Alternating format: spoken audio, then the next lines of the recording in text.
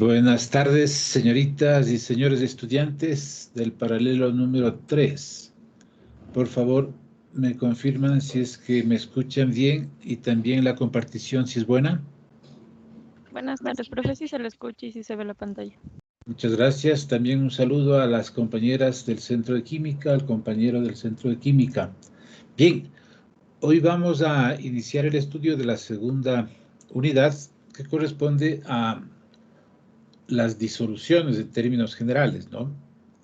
Para luego en la siguiente unidad hablar de las reacciones que se dan en las disoluciones acuosas.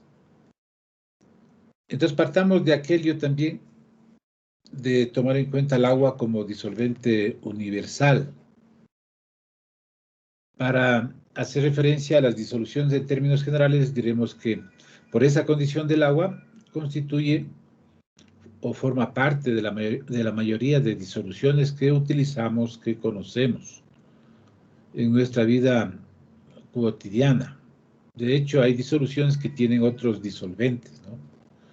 Y haciendo una extensión del término o del significado de disolución, también se toma en cuenta aquellas mezclas, porque una disolución es una mezcla de varios componentes, ¿no es cierto?, de dos o más componentes. Uno constituye el disolvente, o pueden haber disolventes. Por ejemplo, una mezcla de alcohol y agua puede ser disolvente de sustancias que están en calidad de soluto o solutos. Por ejemplo, una bebida alcohólica es una disolución etanol-agua, en donde están disueltas varias especies químicas. Entonces decíamos que extendiendo el significado de una mezcla homogénea, que es una disolución, hay disoluciones en los tres estados, ¿no? En estado gaseoso, en estado líquido y en estado sólido. Ya hemos hablado, una mezcla homogénea en estado gaseoso es el aire, podríamos definirla también como una disolución. Igual, en estado líquido, que son la mayoría de disoluciones, y hemos señalado que el agua constituye un disolvente frecuente, muy frecuente.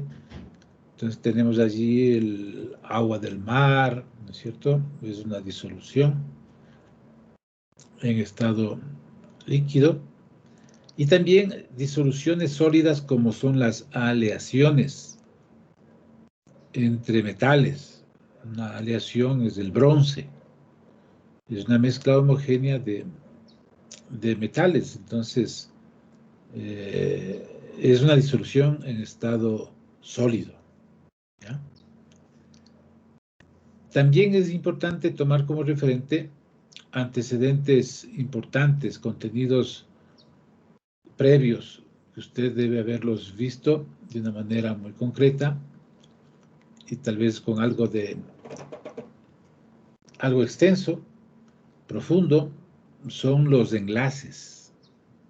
¿No es cierto? Hay enlaces, uniones químicas intramoleculares, ¿sí?, al interior de una molécula, de una especie química, y también hay uniones intermoleculares. Para que se den estas uniones intramoleculares, que son los enlaces comunes y corrientes que conocemos, enlace covalente, enlace iónico, enlace metálico, enlace covalente coordinado, es decir, entre los átomos que forman parte de una especie. Por ejemplo, en el agua tenemos enlaces intramoleculares que permiten la unión del oxígeno con los dos hidrógenos. Son enlaces covalentes. Y covalentes de tipo polar. Ahí estoy introduciendo otro concepto, otro término que usted debe conocerlo bien, ¿sí? La polaridad de los enlaces. Dentro del texto de Chang está en uno de los capítulos anteriores. La sugerencia mía es que revise tipos de enlaces y polaridad de los enlaces. Nos va a ayudar mucho en comprender y desarrollar esta temática que viene aquí presente. En primer lugar, para hablar de las disoluciones, que son las fuerzas entre las moléculas, entre las partículas que forman los líquidos y también los sólidos. Vamos a dar énfasis en esta parte a los líquidos porque estamos hablando de las disoluciones líquidas, más concretamente. Entonces, estas fuerzas que permiten que las moléculas estén unidas entre sí, o los sólidos, las partículas sólidas, las moléculas sólidas, estén unidas entre sí, se denominan fuerzas intermoleculares, ¿ya? Distinguiendo de las fuerzas intramoleculares. Entonces es importante que este tema preliminar y las propiedades que derivan de estas, de la presencia de estas fuerzas estén muy bien estudiadas.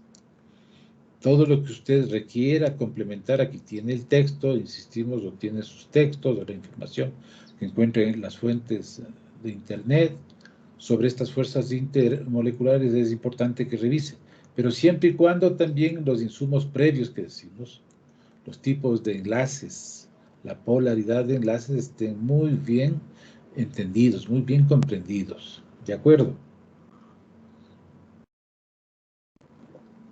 Bien. Dicho esto a forma de preámbulo, en el capítulo 11 de Chang se encuentra desarrollada esta temática, ¿no?, sobre las fuerzas intermoleculares de líquidos y sólidos. Aquí tenemos, observe, una fotografía, ¿ya?, en donde la temperatura tiene una importancia gravitante en estas fuerzas que unen a las moléculas, ¿ya? Dice, una persona arroja agua a ebullición o al estado de hervir al aire. Aquí tiene el recipiente, ha arrojado el agua hirviendo, como decimos comúnmente, y el ambiente tiene una temperatura de menos 51 grados centígrados. Seguramente estará en uno de los polos, ¿no es cierto? Entonces, ¿qué observa? Inmediatamente, por la fuerza con la cual es arrojada, de hecho se dispersa el agua, pero no alcanza, por ejemplo, a caer el agua líquida que está qué sé yo, supongamos que está en los polos, a unos 80, 90 o 100 grados centígrados, está a nivel del mar, ¿sí?, en el polo, pero la temperatura externa es extremadamente fría. Observe cómo se congela inmediatamente el agua que estaba hirviendo y forma esta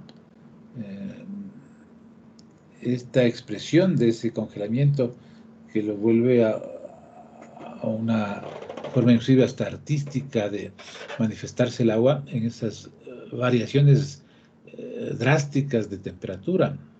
Entonces, en este momento las moléculas de agua están unidas por fuerzas, principalmente adelantándonos un poco por puentes o enlaces de hidrógeno, para formar estas estructuras sólidas que constituyen el hielo, ¿ya? Entonces es importante la temperatura dentro de estos comportamientos debido a las fuerzas intermoleculares. Dentro de este capítulo tenemos subtemas, están en esta columna de la izquierda, así como hay la teoría cinética molecular de los gases. De hecho, debe haber una teoría cinética molecular de los líquidos y de los sólidos. Cómo es que al interior de los líquidos se mueven las moléculas y qué acontece en los sólidos cuando vemos una estructura muy concreta, sólida, casi podríamos decir estática. Hay fuerzas que también propician movimiento.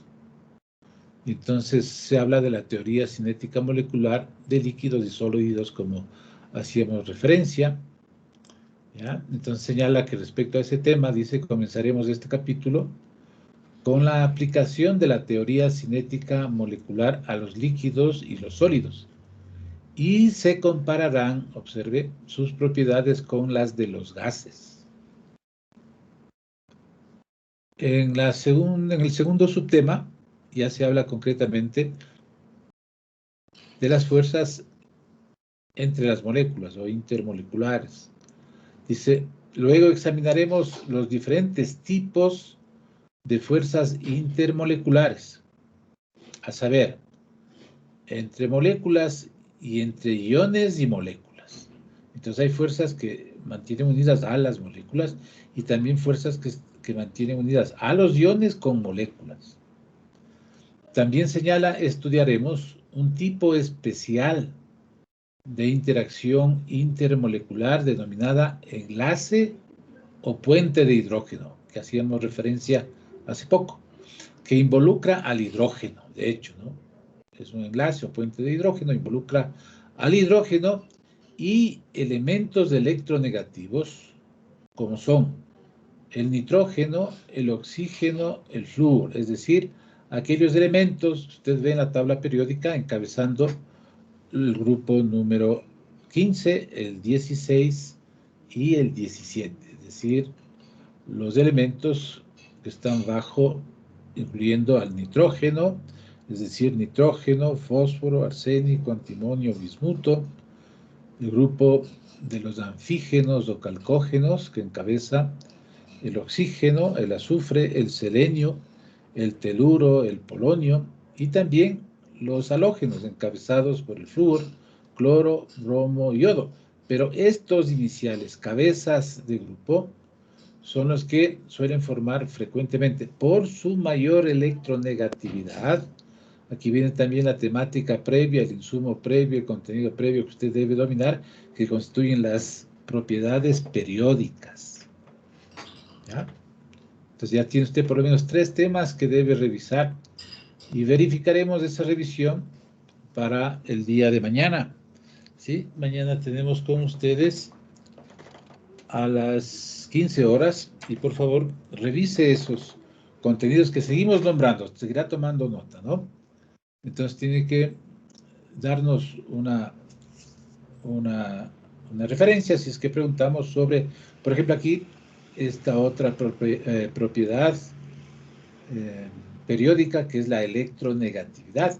Entonces, ¿qué decimos? Los cabezas de los grupos 15, 16, 17 tienen la posibilidad de formar estos puentes o enlaces de hidrógeno por su mayor electronegatividad, ¿no?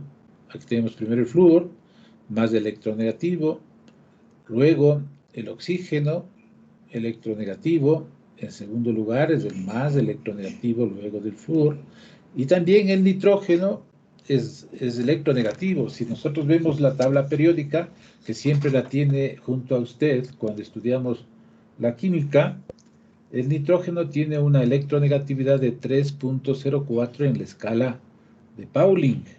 ¿Ya? ¿Por qué hay una escala de Pauling? ¿Y por qué son valores adimensionales? No tienen unidades.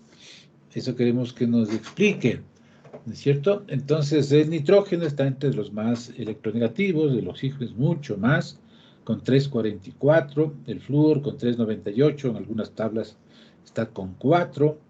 Entonces, cuando el hidrógeno se une mediante estos puentes o enlaces con el nitrógeno, con el oxígeno, con el flúor, forma los puentes de hidrógeno. Esta es una particular interacción o fuerza intermolecular, ¿sí? Entonces le da un carácter un tanto diferenciado el estudio de este tipo de interacción o de fuerza, ¿sí? Un tercer subtema que deriva de los anteriores son propiedades de los líquidos. De hecho, estas fuerzas van a generar propiedades de los líquidos, ¿no? Entonces aquí se dedica el espacio en el texto para estudiar 2 propiedades. Dice, observaremos que 2 propiedades importantes de los líquidos, estas son la tensión superficial y la viscosidad, se pueden entender en términos de las fuerzas intermoleculares. Entonces aquí vemos cómo aparecen estas propiedades, estos comportamientos, que son producto de que las fuerzas intermoleculares al interior de las especies líquidas están actuando. Y generan estas dos propiedades que son muy importantes, muy interesantes. Propiedades, de hecho, de orden físico, la tensión superficial y la viscosidad. ¿Ya? Entonces, principalmente damos énfasis en este momento al estudio de estos tres subtemas, para seguir avanzando en el análisis de las disoluciones, ¿no? Bien. Bueno, luego vienen las propiedades también de los sólidos, ¿no? Recuerde que la temperatura, dijimos, es un factor importante de la expresión, de la manifestación de estas propiedades. Entonces, si la temperatura sigue bajando, ¿no? Hemos analizado, asumamos esa condición de que hemos observado estas propiedades de los líquidos derivadas de las fuerzas. Cuando baja la temperatura, ¿no es cierto?, vamos a hablar de un cambio de estado, un cambio de fase. Entonces ya viene el estudio de los sólidos, todo está interconectado, ¿ya? Entonces ahí vienen los temas que son referentes a la estructura de los sólidos, a la organización de las moléculas en los sólidos, que se denomina la estructura cristalina. A continuación, ¿cómo se puede determinar de una manera concreta y precisa las estructuras de los sólidos mediante un estudio utilizando difracción de rayos X? ¿Ya? Y de acuerdo a esas estructuras hay los tipos de cristales y también el estudio de aquellos que no tienen formas geométricas determinadas, como son los cristales, en el aparecimiento de los llamados sólidos amorfos. Ahí tenemos un ejemplo muy concreto en los precipitados, es decir, estos cuerpos sólidos que se forman luego de una reacción química y que son insolubles en el medio de la reacción. Ahí tenemos a los precipitados, ¿no? A los precipitados gaseosos, ¿no? A los precipitados pulverulentos y a los precipitados gelatinosos. Seguramente hemos conocido de helios, tal vez en el colegio si hicimos alguna práctica referida a helio, ¿sí? Son sólidos, pero no tienen una estructura geométrica determinada, como sí lo tienen los cristales. Y luego, ¿cómo afecta los cambios externos que luego provocan cambios de estado o cambios de fase? Y también un estudio sobre esos cambios en base a gráficos, ¿no?, llamados diagramas de fase. Entonces, todo eso se desarrolla luego. Tienen, insisto, estos temas de interrelación, muy importante, que hay que conocerla, pero en este momento daremos énfasis a lo concerniente a los líquidos. Muy bien. Si hay alguna inquietud, me pregunta, por favor, ¿no? Esto debe estar muy claro, todos estos antecedentes que digo yo, los contenidos previos, muy, muy bien estudiados, dominados. Bien, avancemos. Entonces aquí nos hace una descripción general, dice, aunque vivimos inmersos en la mezcla de gases que constituyen la atmósfera de nuestro planeta, estamos más familiarizados, así es, con lo tangible, ¿no?, con el comportamiento de los líquidos y sólidos, porque son más tangibles. A diario utilizamos agua y otros líquidos para beber, bañarnos, lavar, cocinar, ¿no es cierto? Agua, principalmente agua. También manipulamos materiales sólidos y los empleamos, ¿no es cierto?, la aplicación de las características de los materiales sólidos para construir muebles, para sentarnos, sólidos para constituir telas, fibras, para vestirnos, por decir lo más frecuente y común que diariamente nosotros utilizamos. El movimiento molecular está de hecho más restringido en los estados líquido y sólido, ¿no?, en comparación con los gases. Ya hemos dicho que el movimiento molecular en los gases es anárquico, es al azar, ¿no es cierto? Y los gases, las partículas, las moléculas de los gases ocupan todos los espacios que les sea factible, todo el espacio que les sea disponible. En cambio, en los líquidos ya no ocurre aquello. Un líquido tiene un volumen.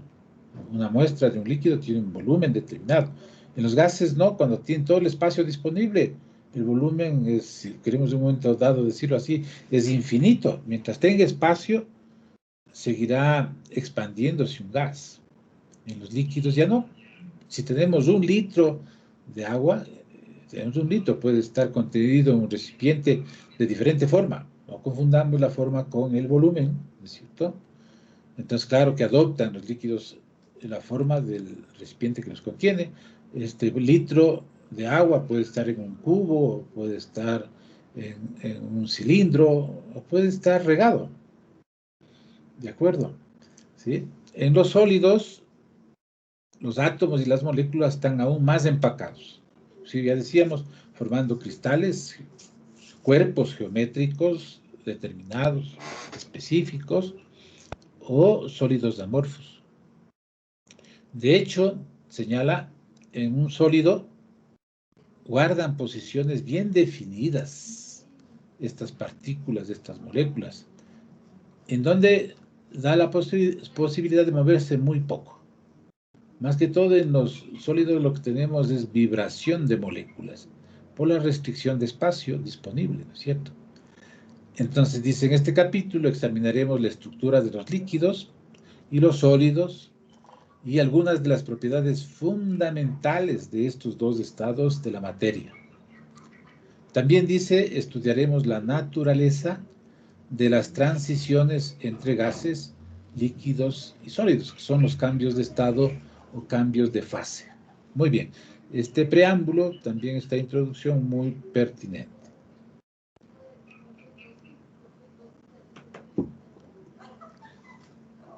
¿En qué constituye la teoría cinética molecular de líquidos y sólidos?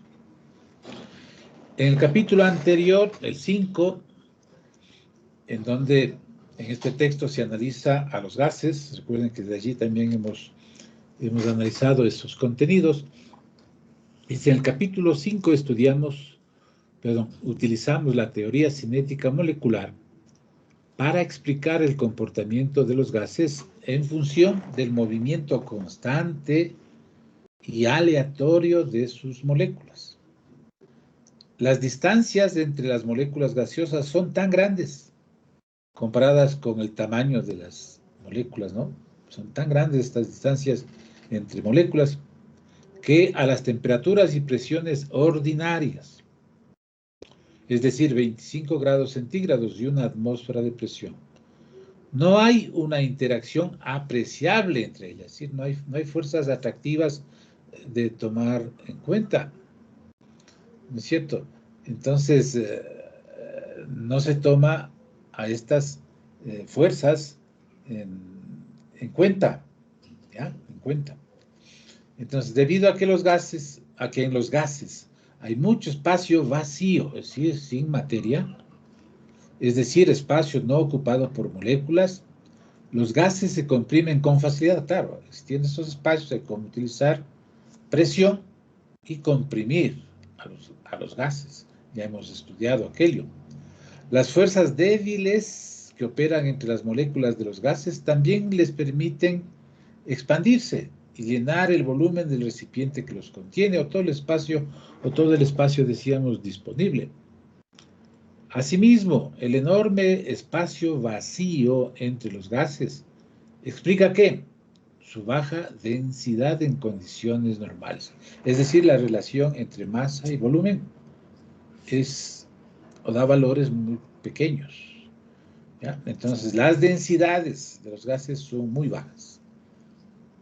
En los líquidos y en los sólidos ocurre un comportamiento diferente en relación a lo que analizamos hace poco sobre los gases. La diferencia principal entre los estados condensados son el estado líquido y el sólido. Entonces, la diferencia principal entre los estados condensados y el estado gaseoso estriba en la distancia entre las moléculas. Allí está. ¿Sí? En los líquidos, las moléculas están tan juntas que hay poco espacio vacío, ¿ya? A diferencia del gaseoso, que hay mucho espacio vacío.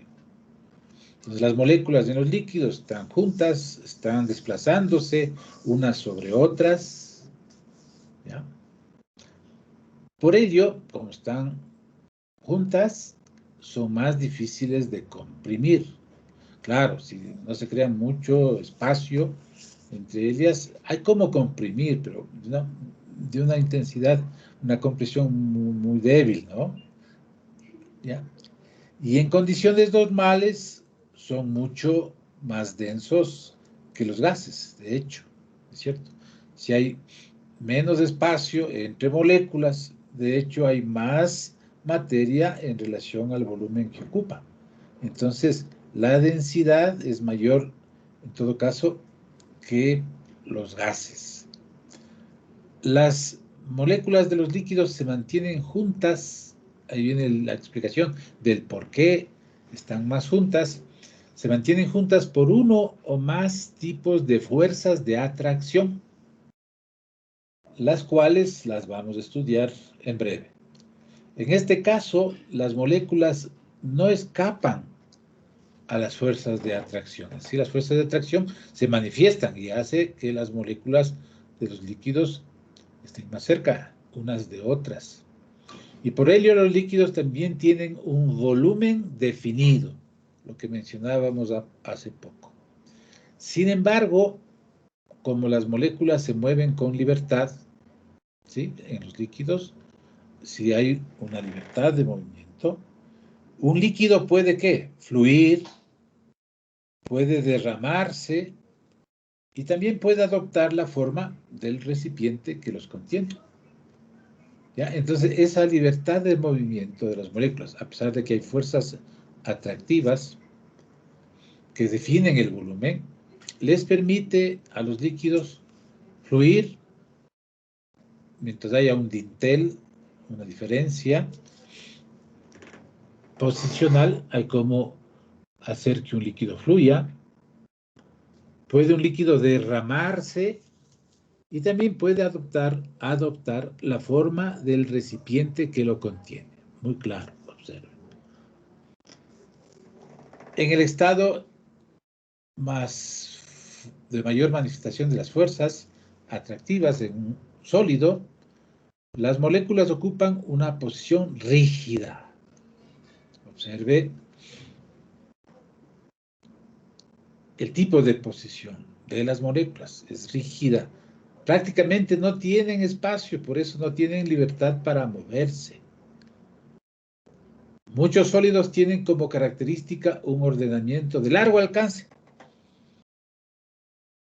Es decir, sus moléculas están distribuidas en una configuración regular tridimensional, es decir, cristales, cuerpos geométricos definidos. Son ordenamientos a largo alcance. En un sólido hay aún menos espacio vacío que en un líquido. Por ello, los sólidos son casi incompresibles. Incompresibles, observe. Y su forma y volumen están bien definidos, observe. Con algunas excepciones, como la del agua, que es la más importante excepción, la densidad, observe, de la fase, de la forma sólida, es mayor que la de la forma líquida de una sustancia dada. ¿Sí? Entonces, la excepción constituye el agua. ¿Qué nos quiere decir? Que cuando está en estado sólido, tiene menor densidad que en el estado líquido. En cambio, la mayoría, o casi todos los líquidos que pasan a la fase sólida es más densa que la líquida. En el agua es la excepción, y la excepción más importante que vamos a analizar. En una sustancia suelen coexistir los dos estados, es decir, el sólido y el líquido. El ejemplo más común es el de un cubo de hielo, de hecho sólido, flotando en un vaso de agua en estado líquido. Entonces ahí comprobamos que la densidad del hielo es menor que la densidad del agua líquida, por eso flota el hielo sobre el agua, lo que no ocurre con el resto de especies. ¿Ya? Los químicos se refieren a las fases como los distintos estados de una sustancia presentes en un sistema. Una fase es una parte homogénea de un sistema y aunque está en contacto con otras partes del mismo, está separada de esas partes por un límite bien definido. Es decir, podemos diferenciar estados entre sí, podemos diferenciar fases entre sí, hay límites. Así dice, el vaso de agua con hielo contiene tanto la fase sólida como la fase líquida del agua. Es claro, ¿no es cierto? Podemos distinguir cuándo termina el hielo y cuándo comienza el agua, en otras palabras. En este capítulo aplicaremos el término fase, entre comillas, a los cambios de estado de una sustancia, así como a los sistemas que contengan más de una fase de una sustancia. En la tabla 11.1 se registran algunas propiedades características de las tres fases o estados de la materia. Aquí nos presentan un cuadro muy ilustrativo. Dice, tabla 11.1, propiedades características de los gases, de los líquidos y de los sólidos. Vamos a revisar, a refrescar. Nosotros la conocemos bien, a veces no la hemos visto así como está presente en esta tabla, pero la intuimos, ¿no es cierto?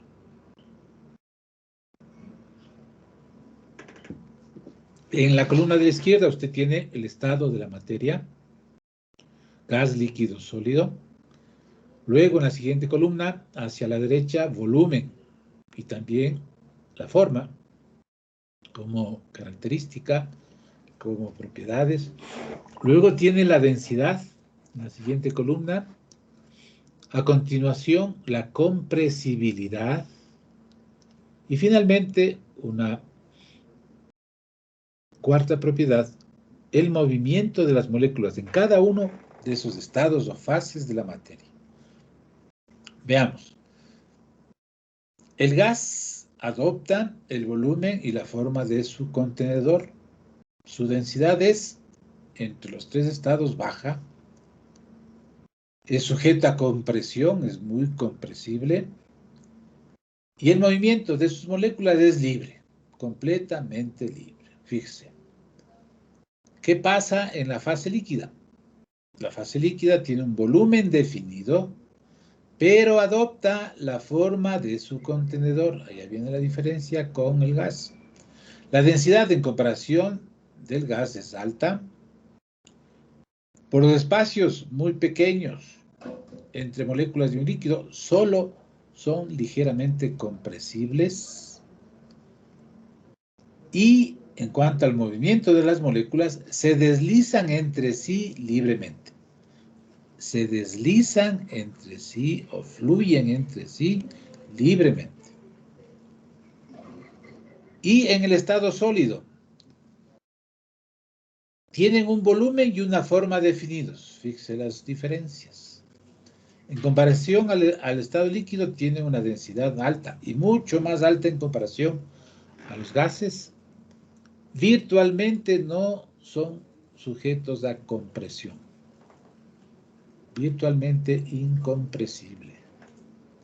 En cuanto al movimiento de las moléculas, estas vibran en torno a posiciones fijas. Fíjese, qué claro cuadro o tabla, ¿no? Nos dice algo que nosotros lo sentimos, lo palpamos, tal vez lo vemos, pero está muy bien presentado acá, ¿no? Estas propiedades características de gases, de líquidos y sólidos. Bien, hablemos entonces de estas fuerzas entre moléculas. Profe, ¿Sí? una pregunta. Cuando se Claro. va comprimiendo, digamos, un gas, se comprime y se traspasa, perdón, tal vez un límite, ese gas ya cambiaría a estado líquido y si es que se sigue comprimiendo, cambiaría a estado sólido. Ya, todo va a depender de aquí de la otra propiedad importante en los cambios de fase, que es la temperatura.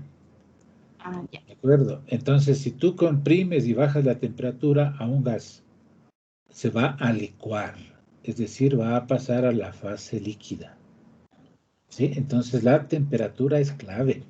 Hay una complementariedad entre las dos propiedades.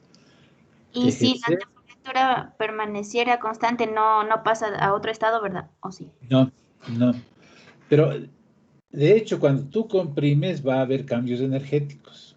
Entonces, eso tiene que complementarse con una baja de la temperatura si quieres pasar al estado líquido.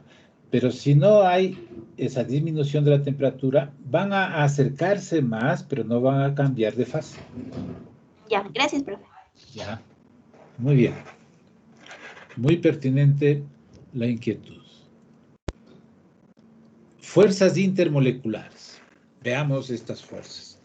Dice, las fuerzas intermoleculares son fuerzas de atracción entre las moléculas. ¿Ya? Estas fuerzas son las responsables del comportamiento no ideal de los gases, observen.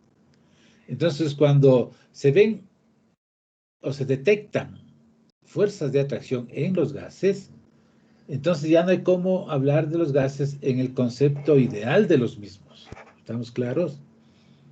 Porque hay estas fuerzas presentes. Recuerde que condiciones para hablar del gas ideal es que no exista fuerzas de atracción y tampoco se tome en cuenta el volumen propio de las partículas de los gases. ¿Sí? Entonces ya no entramos en el comportamiento del gas ideal. Como bien señala aquí, descrito en el capítulo 5. Ejercen estas fuerzas mucho más influencia en las fases condensadas, es decir, en los líquidos y en los sólidos.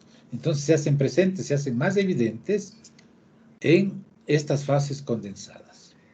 A medida que desciende la temperatura, observe, ya está tomando en cuenta acá la temperatura, a medida que desciende la temperatura de un gas, ¿disminuye qué? La energía cinética promedio de sus moléculas. Entonces, se desplazaban a una determinada velocidad. Cuando disminuye la temperatura, se viene a lentizar, ¿ah? A disminuir la velocidad. Entonces, se vuelven más lentas las moléculas, ¿sí? Entonces, dice, así, a una temperatura suficientemente baja, las moléculas ya no tienen la energía necesaria para liberarse de la atracción entre moléculas vecinas. ¿Ya? Entonces se van a condensar y se van a volver líquidas. ¿Qué hace? Tomando en cuenta la pregunta de la compañera anteriormente expresada. ¿Qué hace la presión en conjunto con la temperatura? Acelera ese cambio de fase. Pero si el gas es sometido a enfriamiento sin observar cambios apreciables de presión, va de hecho a pasar al estado líquido. Lo va a hacer de una manera más lenta. Es lo que ocurre, por ejemplo, cuando hablamos del vapor de agua. ¿No es cierto? El vapor de agua a nivel de la tierra va a estar, supongamos, a nivel del mar, a una temperatura, qué sé yo, de 35, 40 grados. Y va, de hecho, ¿no es cierto? Este vapor, las moléculas de agua en estado de gas van a ascender, porque son menos densas en un momento determinado que toda la mezcla que forma la atmósfera. Van a subir y mientras suben, van a llegar a capas más frías. ¿Sí? Entonces, en esas capas más frías van a formar las nubes que apreciamos, pero cuando se sigue enfriando más, vemos cómo esas nubes que antes eran un color más claro, van volviéndose a un color más oscuro y nosotros decimos, va a llover. Entonces, cuando se agrupan y tienen fuerzas mayores de agrupamiento, apreciamos esas nubes de color más oscuro. Es porque están a mayor altura y esa baja de temperatura va a hacer que estas fuerzas intermoleculares aumenten entre las moléculas de agua. Y son estas fuerzas precisamente los enlaces o puentes de hidrógeno, que vamos a verlos. Y entonces van a formar ya condensaciones de las moléculas de agua en forma de vapor. Y se forman las pequeñas gotas de líquido. Y por mayor densidad van a caer en forma de lluvia. ¿De acuerdo? De hecho, observe, mientras más alto estamos, disminuye la presión atmosférica. Observe. Pero sí, en cambio hay un enfriamiento bastante fuerte, ¿ya? Que predomina sobre la disminución de la presión atmosférica. Recordemos que mientras más separados estemos, ¿no es cierto?, de la superficie de la Tierra, hay menor presión atmosférica, ¿ya? Hay menor atracción también del núcleo de nuestro planeta, ¿sí? Hay menor magnitud de esa fuerza. Pero en cambio, la temperatura hace que se condense, en este caso el agua, que estaba en forma de vapor, forman gotas de líquido, de agua, y cae en forma de lluvia, ¿cierto? Esta transición de la fase gaseosa a la fase líquida se conoce como condensación. Muy claro. A diferencia de las fuerzas intermoleculares, las fuerzas intramoleculares de que hablábamos, de los enlaces, mantienen juntos a átomos de una molécula. Observe. ¿Sí? Las fuerzas intramoleculares mantienen la identidad, digamos, de una especie química, agua. Como estábamos hablando, ¿no es cierto? Los enlaces, las fuerzas intramoleculares, oxígeno, hidrógeno, dan la identidad de la especie H2O. Cuando desaparecen estas fuerzas intramoleculares, es decir, los enlaces, ya no hablamos de H2O, posiblemente hablamos del fraccionamiento del agua en un protón y un grupo hidróxido. ¿Ya? Entonces, muy bien, a diferencia de las fuerzas intermoleculares, las fuerzas intramoleculares o enlaces mantienen juntos a los átomos de una molécula. En el enlace químico nos pone entre paréntesis que estudiamos, observe, en los capítulos 9 y 10, usted estudió el anterior semestre.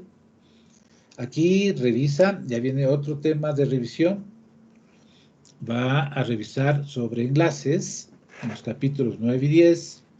Participan fuerzas intramoleculares, ¿ya? Entonces aquí viene, tiene mucho que ver el momento dipolar, ¿ya? Como concepto. Estas fuerzas al interior de las moléculas estabilizan las moléculas individuales, en tanto que las fuerzas intermoleculares son las principales responsables de las propiedades macroscópicas. Observe, aquí viene un término muy importante.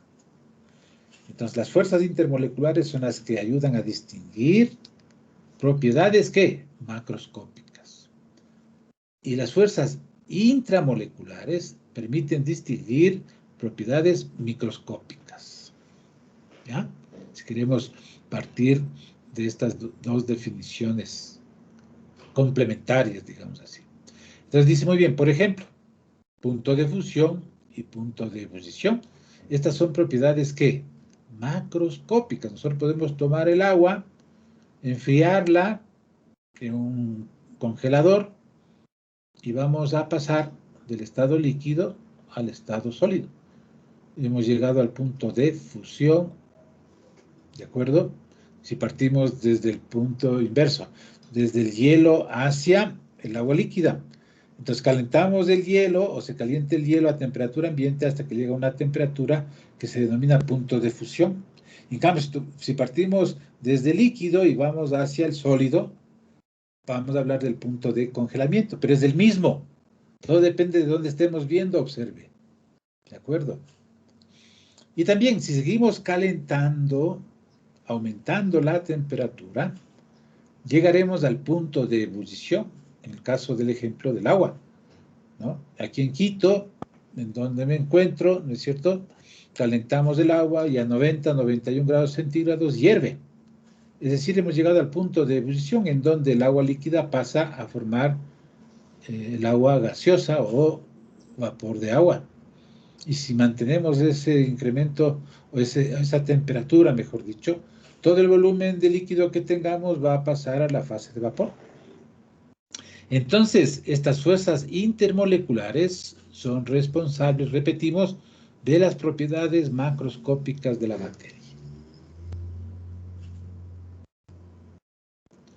Las fuerzas intermoleculares suelen ser, observe, otro detalle importante, suelen ser más débiles que las intramoleculares. Claro, por ello es más fácil cambiar de estado que poder, en cambio, separar los enlaces de una molécula. Por ello, se necesita menos energía para evaporar un líquido que para romper, observe, los enlaces de sus moléculas. En el caso del agua. Aquí viene el ejemplo. Por ejemplo, dice, para evaporar un mol de agua, es decir, 18 gramos de agua, en su punto de ebullición, son suficientes alrededor de 41 kilojoules de energía. Entonces, ya he estudiado dentro de la física la energía calorífica, ¿no es cierto? Entonces, usted tiene acá que para pasar del estado líquido al estado de gas o de vapor, 18 gramos de agua, una mol, usted necesita 41 kilojoules de energía. En cambio, observe, para romper los dos enlaces, oxígeno e hidrógeno, en una mol de moléculas de agua, en los mismos 18 gramos, es necesario aplicar 930 kilojoules de energía. Fíjese la diferencia. ¿Ah? Fíjese la diferencia. En general, los puntos de ebullición de las sustancias reflejan la magnitud de las fuerzas intermoleculares que actúan entre las moléculas. Muy claro, ¿no? En el punto de ebullición se debe suministrar suficiente energía para vencer las fuerzas de atracción entre las moléculas, a fin de que entren en la fase de vapor. Si se precisa más energía para separar las moléculas de la sustancia A que de la sustancia B, es porque las moléculas de A están unidas por fuerzas intermoleculares más fuertes. Por lo tanto, el punto de ebullición de A será mayor que el de B. El mismo principio se aplica también al punto de fusión de las sustancias. Por lo general, los puntos de fusión de las sustancias aumentan con la intensidad de las fuerzas intermoleculares. Muy bien. Para comprender las propiedades de la materia condensada, líquidos y sólidos, es necesario entender los diferentes tipos de fuerzas intermoleculares. Aquí vienen las fuerzas. Las fuerzas dipolo-dipolo. Ahí viene su conocimiento previo de la polaridad de las moléculas, del momento dipolar. Las fuerzas dipolo-dipolo, dipolo-dipolo inducido y las fuerzas de dispersión integran lo que los químicos denominan fuerzas de Van der Waals. Repetimos, fuerzas dipolo-dipolo, fuerzas dipolo-dipolo inducido y fuerzas de dispersión integran lo que los químicos denominan fuerzas de Van der Waals. Nombradas así en reconocimiento al físico holandés Johannes van der Waals.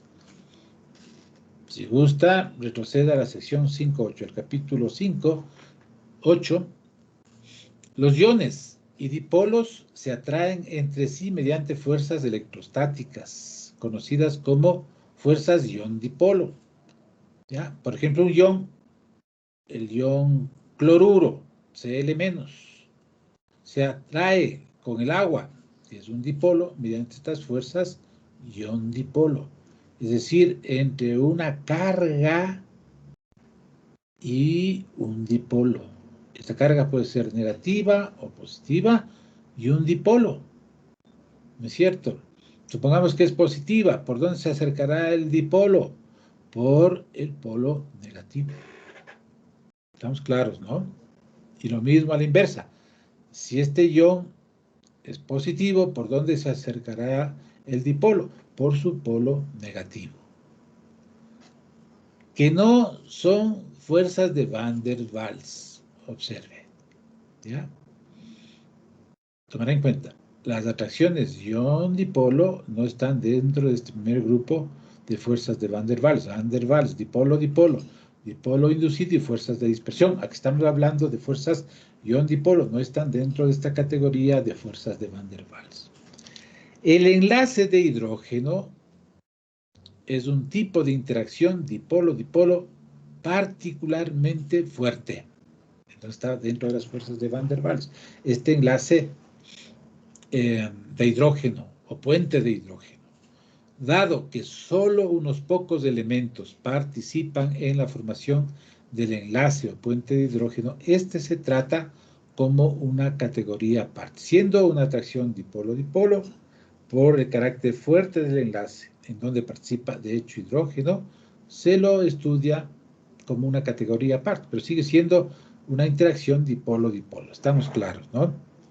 Según la fase de una sustancia, la naturaleza de los enlaces químicos y los tipos de elementos que la componen, en la atracción total entre las moléculas pueden actuar distintos tipos de interacciones, como veremos enseguida.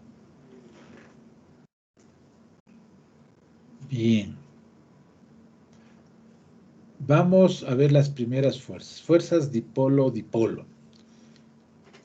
Las fuerzas dipolo-dipolo son las fuerzas de atracción entre moléculas polares. De hecho, hablamos de un dipolo que es atraído por otro dipolo.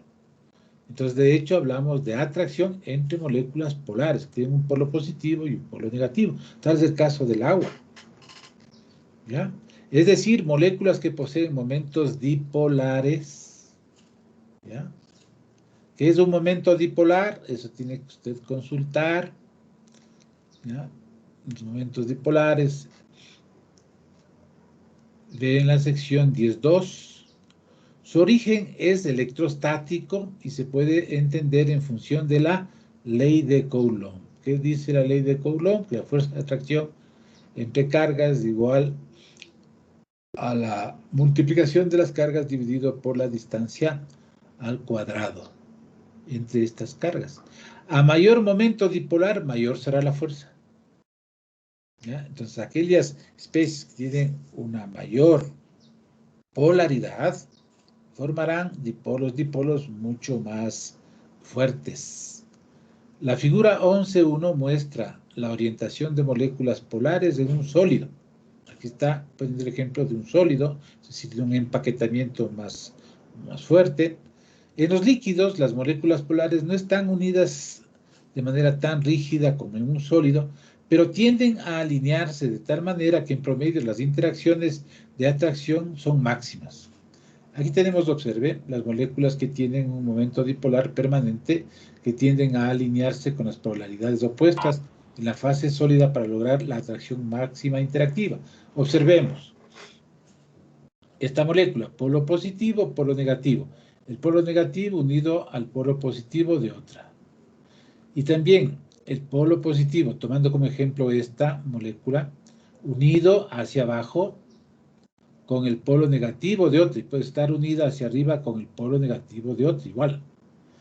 Observe. Lo mismo, el otro polo, el negativo, unido hacia abajo con el polo positivo de otra, y hacia la derecha, como dijimos, con el polo positivo de una vecina. Y así, todo el empaquetamiento es como usted observa acá. Polos de signo contrario atraídos juntos, formando un paquete compacto. En un líquido también se observa aquello, pero con menor intensidad. ¿Ya? En los sólidos es mucho más visible aquello, mucho más medible inclusive, ¿no?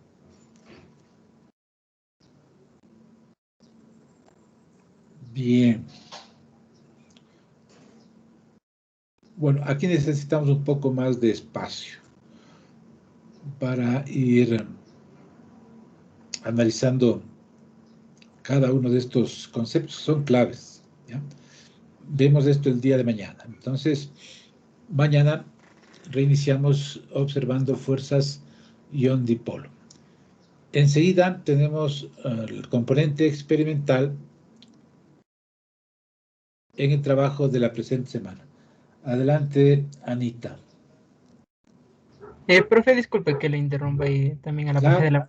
¿Puedo hacerle Sí. una pregunta? ¿Perdón? ¿Puedo hacerle una pregunta? Claro. Ya, es sobre el deber del primer deber que nos mandó, sobre el resumen.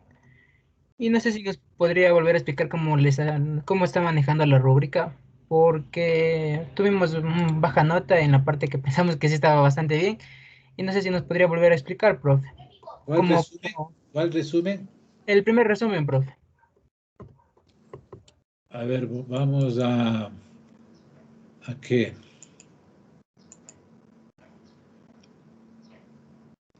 Trabajo autónomo.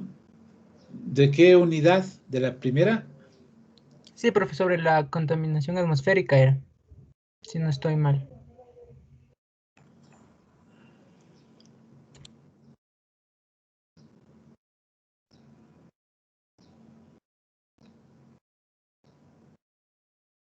Ya. Esta dices tú, la tarea 3. Sí, profe. Ya, del tema 1. Sí. Ya, entonces aquí tenías que hacer un resumen de no más allá de 10, 11 líneas, en la cual interactúas, o el grupo toma en cuenta, principalmente el componente gaseoso, de hecho, causante de la contaminación atmosférica. Entonces, ¿a qué se deben estas interacciones contaminantes fuera de la composición normal de la atmósfera para causar su contaminación? Entonces, aquí te pide los orígenes, ¿ya?, de esa contaminación y cómo es que se refleja ya en términos globales dentro de la atmósfera. Entonces, tendrías que analizar causa-efecto. He hecho un resumen coherente con un hilo conductor, no como les decía, con un collage, ideas por aquí, por acá, formando un todo que no tiene organización. Entonces, de la calidad de la información y del hilo conductor de tu resumen depende la calificación. Entonces, tienes que revisar tu trabajo cómo está, si tiene esos mínimos componentes que tienen que ver con un resumen. ¿De acuerdo? Ya, profe, por ejemplo, para los siguientes resúmenes que si vayamos a tener, igual son de 12 líneas, profe. Igual, no tiene que ser, porque tenemos de contaminación atmosférica, tenemos libros, ¿te das Sí, cuenta? profe. ¿Qué hacemos? El tema que estamos tratando, gases, contaminación en el aire, causas, efectos. Un resumen muy concreto, pero con un hilo conductor. ¿De acuerdo? No ideas, podemos, ya te digo, hay libros enteros, hay volúmenes de colecciones para hablar de la contaminación atmosférica. Entonces, ¿qué tiene que hacer el grupo? Igual para los otros grupos que hayan tenido algún inconveniente y para los siguientes resúmenes de la información global que tienes, resumir y conformar un párrafo o 2 párrafos que no lleven más allá de 10 o 12 líneas. Ahí se ve la capacidad de resumen del grupo. Entonces, ahí cada uno de los integrantes del grupo debe dar una propuesta y van ajustando para que no formen tampoco, como les decía, un collage o un Frankenstein, ¿ya? Que hay un hilo conductor en ese resumen, muy bien estructurado, muy bien hecho. Por eso se entiende que el trabajo colaborativo es de mayor exigencia y calidad, porque es pensado por varias cabezas. ¿Estamos claros, jóvenes? Disculpe, profe, buenas tardes. Buenos Sí. días. Sí. Yo le aclaro la pregunta de mi compañero. O sea, es que usted nos pide un resumen, o sea, un párrafo, pero la chica que califica nos dice que nos ha bajado la calificación porque no hemos hecho infografías o mapas conceptuales. Entonces, ¿cómo hacemos? ¿Hacemos mapa o hacemos resumen? No. Puede haber habido alguna confusión. Aquí se pide un resumen, entonces, por favor, tomar en cuenta. Anita, ¿tú trabajaste con estos? Buenas tardes, chicos. Los trabajos grupales está calificando María José, doctor. Ya, correcto. Entonces voy a hablar con María José. El resumen, el mapa conceptual u organizador gráfico es un organizador gráfico. Ya voy a conversar con ella para si se ha producido algún inconveniente en ese sentido, más todo conceptual, sea solucionado. ¿De acuerdo? ¿De acuerdo, jóvenes? Digan sí o no. Sí, profe. Sí, Ya sí. voy a conversar. Ya voy a conversar con María José. No sé si está unida. María José, ¿estás aquí? No creo. Ya, yo voy a conversar con ella, no se preocupen. Anita, adelante, por favor. Listo, doctor, muchas gracias. Buenas Gracias, tardes, sí. chicos. El día de hoy vamos a ver una práctica de laboratorio que es sobre la obtención de oxígeno. Permítanme un momentito, les voy a compartir la pantalla para que puedan ustedes observar el material, ¿ya? Listo. ¿Me avisan, por favor, si es que están viendo mi pantalla? Sí, ya se ve. Sí, profe. Ya, muchas gracias, chicos, muy amables. Entonces estamos culminando ya con la última práctica que corresponde a gases. Esta práctica de laboratorio es bastante entretenida porque se realiza la obtención de oxígeno a partir de la descomposición de una sal. Los objetivos el principal es obtener oxígeno a partir de clorato de potasio. Vamos a realizar una descomposición térmica de esta sal que les mencionaba para poder obtener oxígeno en forma gaseosa. Y también pues realizaremos pruebas porque vamos a almacenar el oxígeno obtenido y vamos a observar cómo actúa el oxígeno frente a metales y no metales. Vamos a ver un poco sobre el oxígeno. Estamos constituidos de oxígeno aproximadamente el 50% de la litosfera. Es uno de los elementos más abundantes que existen en nuestro planeta. No se olviden que aproximadamente el 21% de oxígeno en forma gaseosa se encuentra en la atmósfera y en el aire que nos rodea. Constituye el 8.9% del agua y entre sus características principales es que es incoloro en fase gaseosa. Por ello nosotros no lo podemos ver en forma de gas. En fase líquida, cuando se logra comprimir y enfriar lo suficiente para obtenerlo en este estado, el oxígeno es en forma azulada. Y algo muy importante es que es indispensable para la vida, tanto animal como vegetal. Algo también que hay que recalcar sobre el oxígeno y que nos va a servir mucho para esta práctica de laboratorio es que es clave en los procesos de combustión y es por ello que el oxígeno se lo considera como el comburente universal. Esto quiere decir que las sustancias van a poder arder de manera adecuada en presencia de oxígeno.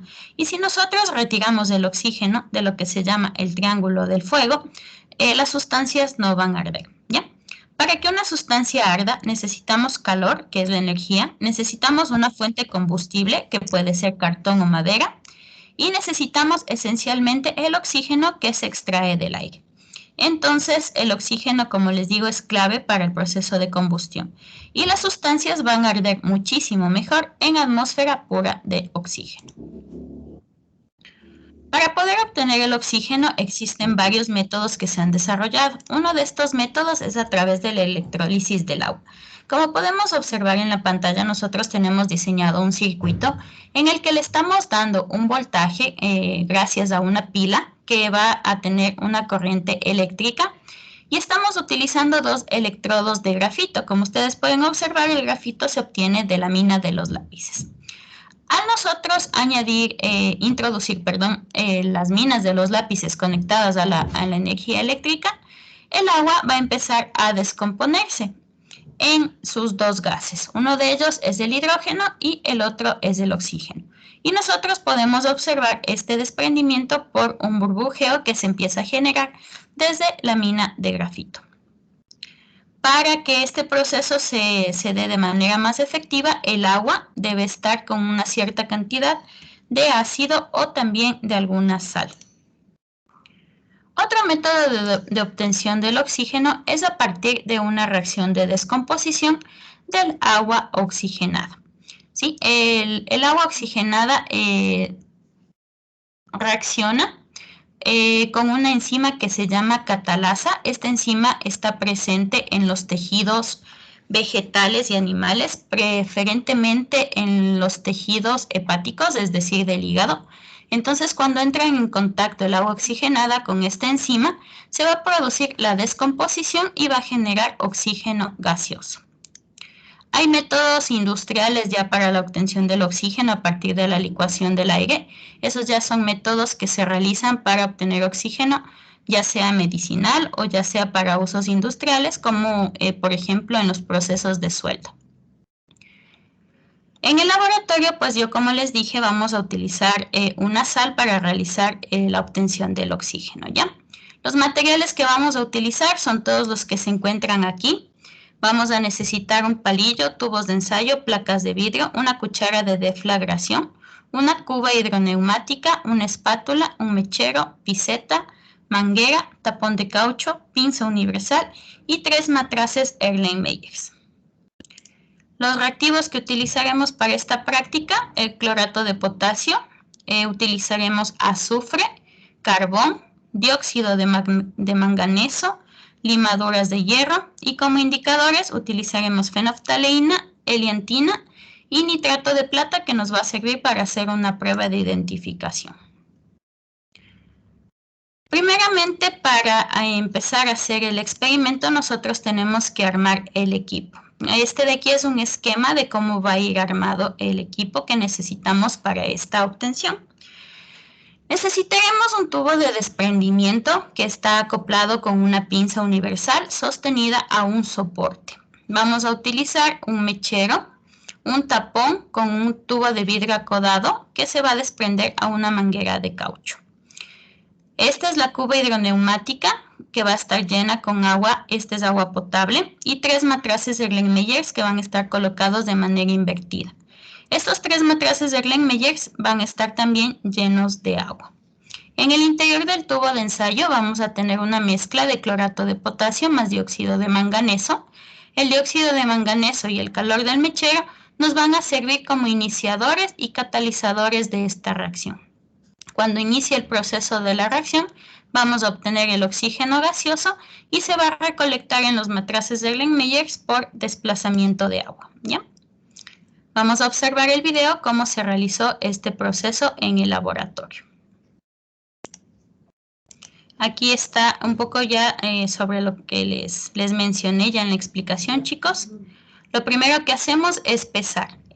Nosotros ya tenemos realizada una mezcla del clorato de potasio más el dióxido de manganeso. Es por ello que la coloración se observa un poco café oscura. El clorato de potasio, como es una sal, es blanquecina y el dióxido de manganeso es una sal un óxido de color oscuro. Vamos a pesar en una cápsula de porcelana aproximadamente 3.7 gramos de esta mezcla que nos va a servir pues para que empiece la reacción. Adicionaremos esta mezcla primeramente en el tubo de desprendimiento. Vamos a colocar el tapón más el tubo acodado más la manguera. Hay que cerciorarse de igual forma. La recomendación siempre que vamos a trabajar con gases es que este tapón quepa perfectamente en la boca del tubo de ensayo. Que el tubo acodado de vidrio no tenga ninguna fisura y que la manguera esté en buen estado. Esto significa que no haya roturas en ninguna parte de la manguera. Por lo general, en la unión que se da entre el tubo de vidrio y la manguera tiende a dañarse por la manipulación y el uso. Entonces, siempre hay que checar que esté en correcto estado. Muy bien. Entonces, en este momento se está realizando el proceso de llenado de los matraces de Erlenmeyers. Deben estar completamente llenos, ¿sí? Con la ayuda de la mano o de una placa de vidrio se puede tapar y se puede invertir para que queden de manera invertida, como ya les mencioné, dentro de la cuba. Una vez que hemos realizado este paso, procedemos a conectar el mechero, a adaptar la pinza universal con nuestro tubo de desprendimiento. Hay que verificar que tenga una altura adecuada y que también pues la manguera alcance hacia los matraces que están colocados acá. La recomendación es que no se debe usar la llama oxidante del mechero, hay que utilizar la llama reductora. La llama debe ser lo más baja posible, ¿sí? Porque es un calentamiento suave, no necesitamos un calentamiento brusco para este experimento, ¿ya? Cuando empezamos el calentamiento dentro del tubo de ensayo va a haber cierta cantidad de aire, que este aire necesitamos que sea desplazado, por ello dejamos burbujear por unos breves segundos lejos del matraz, pero ya cuando la reacción de inicio, ahí sí introducimos la manguera dentro del matraz de Erlenmeyer y como podemos observar se está desplazando el agua que estaba aquí contenida y está siendo llenada por el oxígeno. Realizamos la recolección del oxígeno gaseoso en los 3 matraces Erlenmeyer. Cuando ya estén llenos tapamos con los cuadrados de vidrio para que el oxígeno no se nos escape.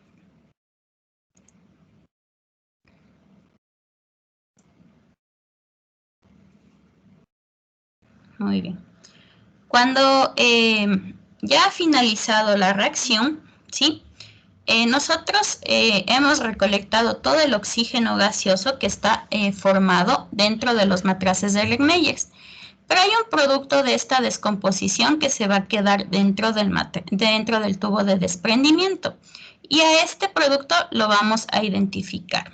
A ver, viendo la fórmula, chicos, del clorato de potasio, ¿cuál creen que es ese producto que se nos quedó como residuo dentro del tubo de desprendimiento? Cloruro de potasio. Muy bien, cloruro de potasio. Anayeli, tu cámara está encendida por si acaso, ¿no? Ya, listo. Entonces, el cloruro de potasio es el elemento que nosotros vamos a identificarlo. Para identificar los halogenuros, ¿sí? O los haluros, nosotros utilizamos un reactivo que se llama nitrato de plata, que precipita en la presencia de estos halogenuros, formándose un producto, un precipitado de color blanquecino, ¿ya? Entonces vamos a realizar esta prueba de identificación. Lo que se hace es colocar cierta cantidad de agua en el tubo de ensayo, agitamos y dejamos decantar. Cuando ya ha pasado un tiempo, colocamos ese residuo en otro tubo de ensayo, ¿sí?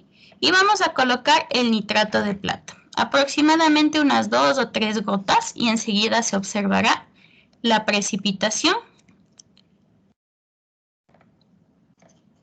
Como podemos observar, aquí está el producto ya de la precipitación, es blanquecino. Ya, entonces aquí están, chicos, aquí está, chicos, el resultado positivo. Ustedes para su informe deben completar los productos de estas dos reacciones. No se olviden, por favor, que deben estar igualadas de manera correcta. Muy bien. Ahora, como yo les mencionaba, nosotros vamos a revisar y a verificar la reactividad de metales y no metales en atmósfera pura de oxígeno. No se olviden, chicos, que aquí dentro del matraz de Erlenmeyer hemos recogido el oxígeno, entonces aproximadamente aquí está atmósfera al 100% de oxígeno. Lo que vamos a hacer es tomar para el primer ensayo un pedazo de carbón, es el carbón que se utiliza para las parrillas, y vamos a llevarlo a la llama del mechero hasta que se encuentre incandescente. Aquí no se olviden que nos está rodeando la atmósfera y el aire que contiene cierta cantidad de oxígeno también. Vamos a llevarle a la llama del mechero. Para ello vamos a utilizar la cuchara de deflagración, que es un material de laboratorio, como una especie de copa chiquitita que tiene un asa bastante larga. Entonces, esta cuchara de deflagración la utilizamos para hacer estos calentamientos de sustancias. Cuando ya esté el pedazo de carbón incandescente, eso quiere decir que ya tenga una especie de brillo rojizo, lo que vamos a hacer es llevarle hacia nuestro matraz Erlenmeyer para poder observar cuál es el fenómeno de la combustión cuando llevamos un pedazo de carbono, en este caso un no metal, hacia el interior, ¿sí? Podemos observar esta incandescencia que se ve bastante aumentada.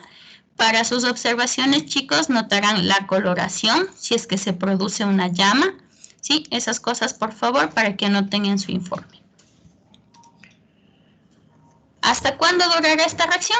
Esta reacción dura hasta que el oxígeno que está dentro del matraz de Erlenmeyer se consuma completamente, ¿ya?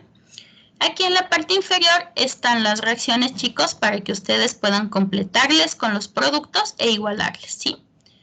Parece que no pueden verle por la flechita, ¿sí? Entonces aquí está el carbono que colocamos, el oxígeno que estaba contenido dentro del matraz, ¿qué producto se formará? ¿Ya?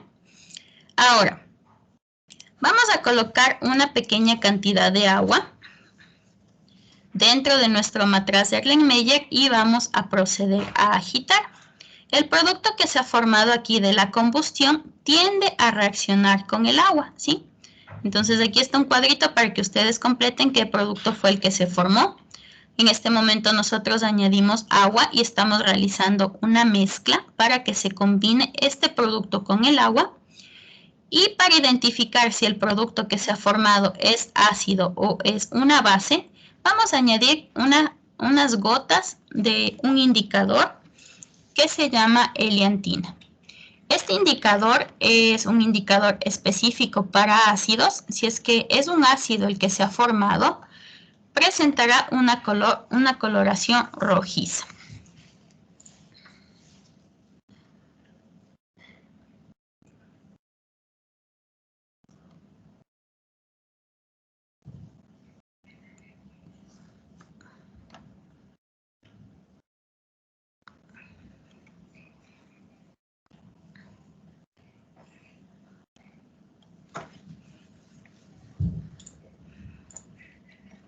Para que puedan discutir, chicos, sobre los productos que se han formado, no se olviden, por favor, verificar en la bibliografía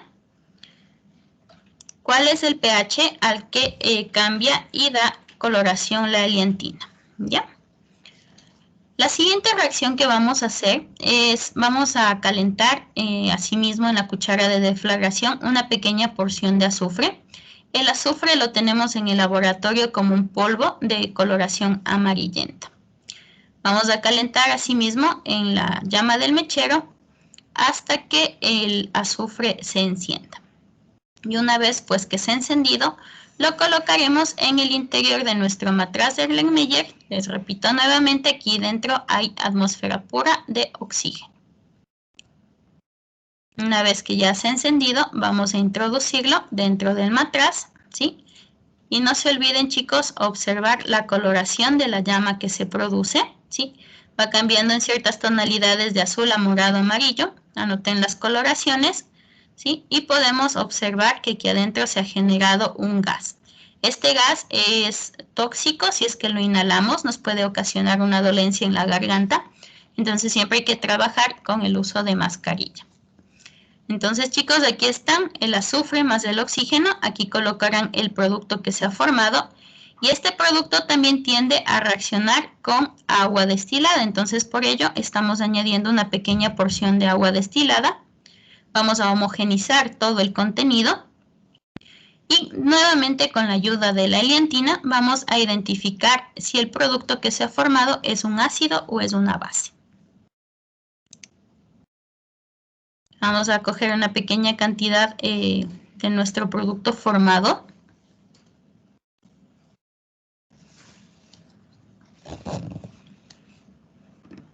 Y vamos a añadir el indicador de heliantina.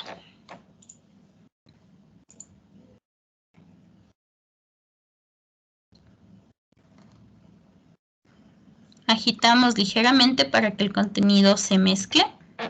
Y vamos a observar la coloración que nos ha dado como resultado, ¿sí? Podemos comparar la coloración del indicador inicial y cuando ya ha finalizado pues de agitarse completamente con el producto de nuestra reacción. Para la tercera reacción vamos a tomar una pequeña cantidad de hierro. lo que se utiliza es lo que se llama lustre, es el que se utiliza normalmente para lavar los platos, sino que con el hierro sí debemos tener mucha paciencia al momento de calentar, porque este es un metal que se calienta a altas temperaturas, entonces hay que ser pacientes y calentar adecuadamente. Si podemos observar el pedazo de lana de hierro que se ha calentado, ya tomó aquí una coloración rojiza. Ahora vamos a introducirlo dentro del matraz Erlenmeyer para que se pueda observar cómo es la combustión en atmósfera pura de oxígeno. ¿Sí? Entonces podemos ver que se está generando una llama, chispas, la coloración de la llama también hay que tomar en cuenta, chicos, para las observaciones, por favor. Cuando ya la reacción finaliza, significa que el oxígeno se ha agotado, ¿sí? El producto de la reacción queda contenido aquí dentro de la cuchara de deflagración. Y pues, como aquí ya había una pequeña cantidad de agua en este matraz, lo único que se hace pues es proceder a agitar para que nuestro producto que reaccionó se mezcle con el agua, ¿ya? Una vez más, chicos, el producto de nuestra reacción, hierro con oxígeno, ¿sí? Va a tender a reaccionar con agua destilada. Para ello, pues también realizaremos una prueba de identificación. En este caso, el indicador que utilizaremos es fenolftaleína. Añadiremos en un tubo de ensayo una pequeña porción de nuestro producto formado y a continuación unas 2 o 3 gotas de fenolftaleína. La fenolftaleína en este caso es un indicador para bases. Entonces, si es que presenta una coloración violeta, significa que hay una base. Si es que es incoloro, pues significa que es un producto ácido. ¿Ya? Aquí podemos observar esta coloración, chicos. Muy bien. ¿Todo claro hasta aquí? ¿Alguna duda sobre el experimento realizado en el laboratorio?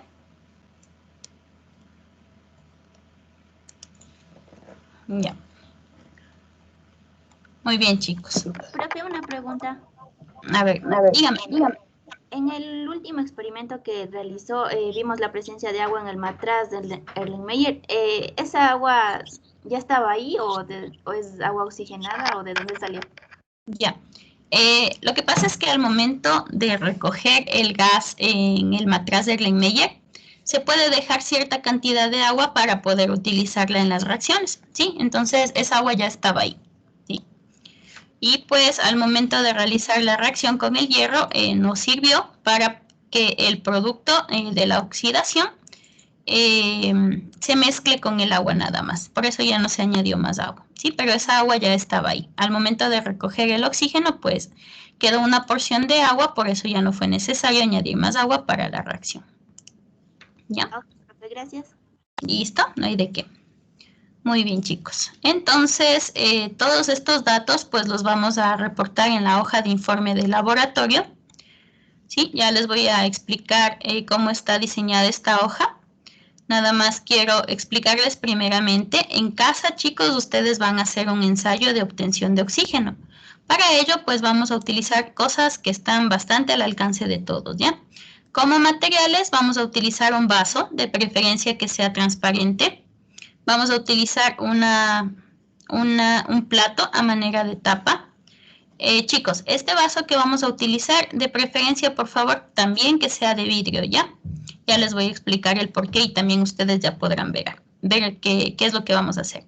Vamos a utilizar de estos palillos que se utilizan para los bocaditos, un encendedor o un fósforo. Como reactivos utilizaremos levadura. Esta hay en dos presentaciones. Hay una levadura que es seca, que es en forma de granitos.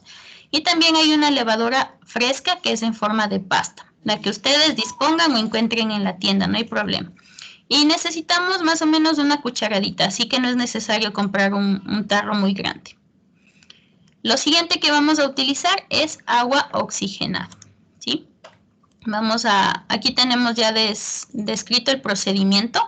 Les voy yo a mostrar el video cómo ustedes lo van a hacer, ¿sí?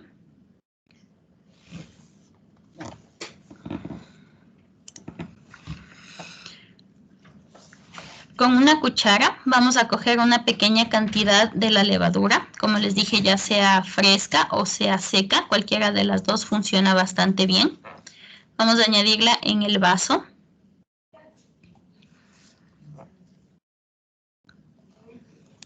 Y si es que ustedes tienen, chicos, o prefieren hacerlo así, pueden utilizar una jeringa también para añadir el agua oxigenada o si no directamente trasvasar desde el envase. ¿Ya? Van a añadir más o menos una cantidad que empiece a cubrir toda la levadura. Al momento que añadimos el agua oxigenada con la levadura, podemos observar que la reacción es casi instantánea. Pero para poder realizar la prueba que vamos a hacer, vamos a dejar en reposo más o menos unos 3 minutos para que se concentre el gas que se está formando, ¿sí? Por el burbujeo nosotros podemos inferir que aquí está un gas desprendiéndose, chicos. Vamos a taparle con el plato y una vez pues que ha pasado más o menos unos 3 minutos, la reacción continúa produciéndose. Vamos nosotros a encender un palillo, ¿sí? Pero le vamos a apagar la llama y solo lo vamos a dejar incandescente, ¿ya? Y vamos a realizar esta prueba. Nuevamente apagamos el palillo, lo acercamos hacia donde se está generando este gas y vamos nosotros a apagar nuevamente el palillo para poder observar que se genera y se enciende una llama, ¿ya? Al inicio de la explicación yo les decía que nosotros podemos obtener oxígeno también a partir de la descomposición del agua oxigenada en presencia de la catalasa. Entonces esa es la reacción que se está produciendo, ¿ya? Para poder... ya.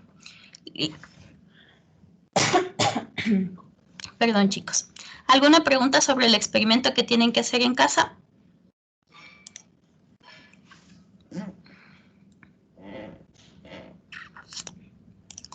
¿No? Está todo claro entonces. Es bastante sencillo, chicos. Espero que no haya ningún inconveniente en conseguir la levadura. ¿Sí? ¿Alguien tenía alguna duda, chicos? Tal vez. Una pregunta. Solamente en la que es el hierro usamos fenolftaleína. Solo ahí nada más se usa solo un indicador. Sí, sí, sí. En la del hierro solamente fenolftaleína. Gracias. Ya, listo.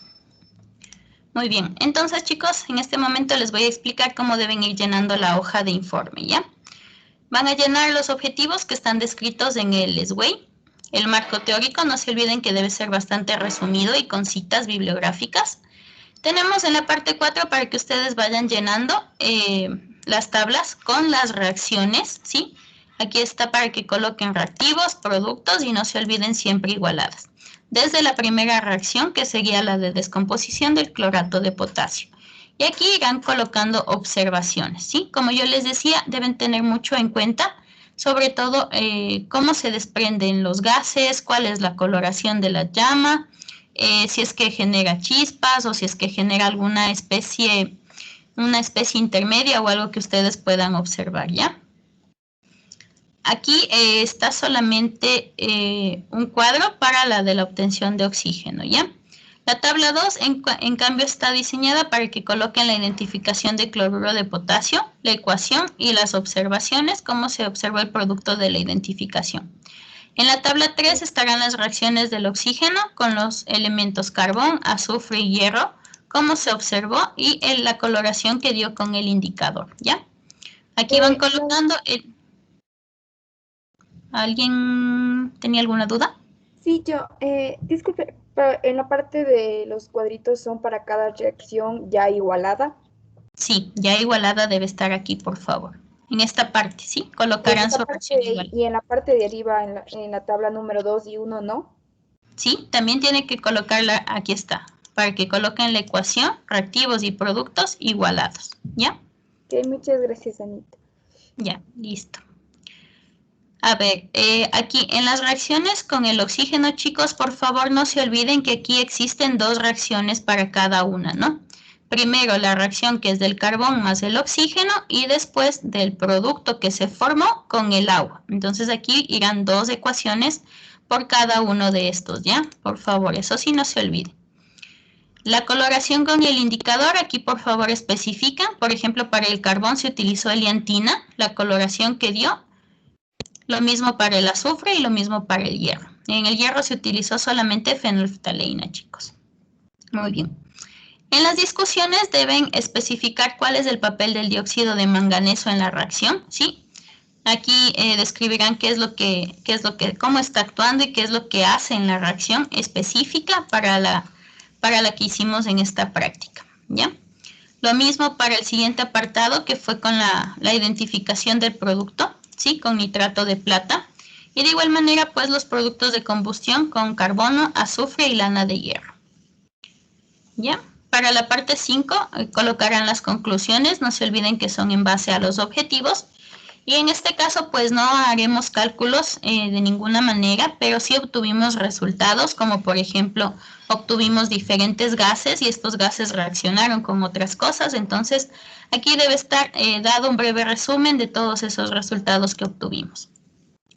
La parte 6 tienen para que hagan un breve cuestionario de 2 preguntas, bastante cortito, para que coloquen en el apartado 7 la bibliografía y en el apartado 8, chicos, van a realizar el ensayo en casa, ¿ya? Van a tomar fotografías tanto de los materiales como de los reactivos que ustedes utilizaron. Y también, chicos, por favor, para esta práctica, para lo que es el procedimiento, van a grabar un video de no más de 1 minuto, así súper cortito, que se observe que ustedes hicieron el ensayo en casa, ¿ya? Este video lo van a subir a su OneDrive personal, ¿sí? Y nos van a colocar aquí el enlace, por favor. Eso sí, chicos, el enlace debe permitirnos a nosotros el acceso, ¿ya? Entonces, al momento que realicen el compartir, verifiquen, por favor, que esté público para que podamos nosotros observar este video, ¿ya? Este video pueden ustedes hacerlo con voz, pueden relatar lo que están haciendo, pueden hacerlo con letras, ¿sí? Ahí sí ya es a creatividad de ustedes cómo desean hacer este video. Van a colocar aquí en esta parte de la tabla 5 las observaciones y una pequeña discusión sobre la manera en la que se obtuvo el oxígeno en casa, ¿ya? ¿Alguna duda, chicos, sobre el trabajo del informe? Los reactivos en este caso sería la catalasa y la oxigenada, ¿verdad? Sí, pero específicamente mejor colócale levadura, ¿ya? Tal vez eso en las discusiones podrías poner que es la catalasa que reacciona, pero eso ya es para ustedes que discutan, ¿sí? Gracias. Ya, listo. ¿Alguna duda más, chicos? Profe, disculpe, en la parte de las discusiones, ¿cuántas líneas más o menos deben ir? En la parte de las discusiones nosotros no les ponemos un límite de líneas, porque ahí sí depende cómo ustedes quieran explicar toda esta información que van a sacar. Pero lo que sí deben tomar en cuenta al momento de discutir es que encuentran mucha información, ¿ya? En varias fuentes. Que esta información debe estar relacionada entre sí, ¿sí? Que no sean, digamos, como que solo frases cortadas que copié de aquí, copié de acá y copié de acá, ¿ya? Y también en las discusiones deben verificar que tenga concordancia con sus datos, porque en el internet se van a encontrar, por ejemplo, una práctica igualita a esta, pero que se hizo con otros compuestos, como por ejemplo con el magnesio se puede hacer en vez del hierro. Entonces a veces los chicos no se dan cuenta, cogen y copian la información y es un desastre, ¿ya? Entonces siempre, chicos, que todo lo que ustedes coloquen en las discusiones tenga concordancia y esté relacionado con su práctica, ¿ya? Porque si no, pues simplemente es una copia, no se tomaron la molestia de verificar la información y no tiene validez su trabajo si está así, ¿ya? Listo, chicos. ¿Alguna duda más, por favor, antes de continuar? Profe. Dígame, Tati. Disculpe la molestia. No sé, profe, si nos podría repetir un poquito lo de las... Se te apagó tu micrófono. No te puedo escuchar. Sí, profe. Le decía que si nos podría repetir, por favor, las partes de las pruebas con fenolftaleína y elianina. O sea, es que solo le tenemos que añadir ese reactivo o alguna cosa más. No, solo se añade la eliantina, solo se añade la fenolftaleína como indicador.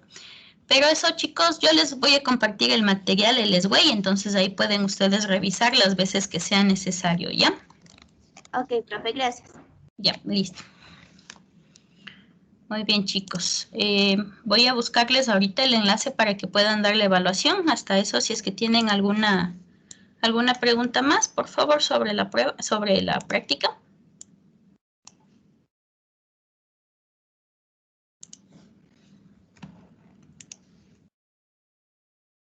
Ya.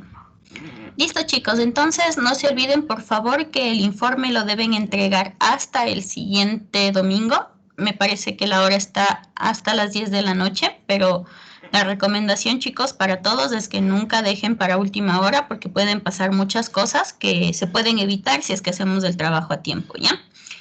Ya están algunos de sus trabajos siendo calificados, chicos. Ya pueden verificar. Si es que existe alguna duda, me pueden escribir, por favor, para yo ayudarles a resolverla.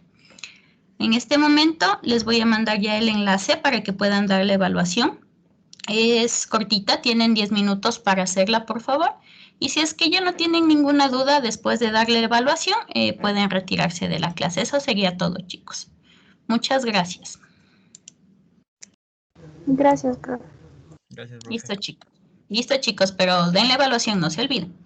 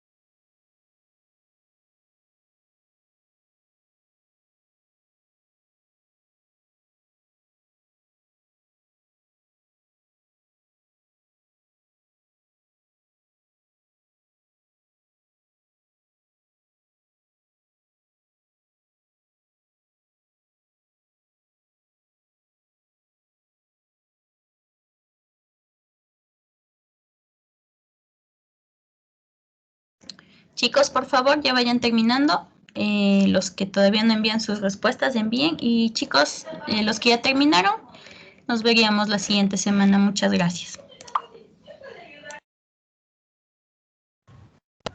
Disculpe, profe, ¿no podemos ver nuestra nota? No todavía. Cuando ya envíen todas las respuestas, yo les publico y con el mismo enlace pueden ver la nota, chicos. Ok, profe, gracias. Ya, listo, chicos. Entonces nos vemos, que les vaya muy bien, tengan una buena tarde. Muchas gracias, Anita. Pasen muy bien, jóvenes. Gracias, Anita, compañeras del Centro de Química. Hasta luego. Gracias, profe. Hasta luego. Hasta luego. Gracias, profe. Hasta luego, doctor, que le vaya muy bien.